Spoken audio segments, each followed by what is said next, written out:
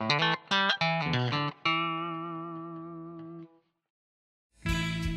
of the most frequent product requests we've received over the last few years is to bring back the old Sandvik Sharkskin. They made it up until the late 90s or maybe the early 2000s or something like that, and then they discontinued it. This stuff became so scarce that in our own repair shops, we started hiding our little scraps. We cherished them. We didn't want anybody else to use them. I personally would hide them from my shopmate so he wouldn't work them into his own toolbox or whatever. These three pieces here, that's all I had forever. Boy, if I couldn't find those, I would be really upset. So over the last couple of years, we've worked to come up with a new version of the Sharkskin that we feel is equal or even a little better than the original stuff.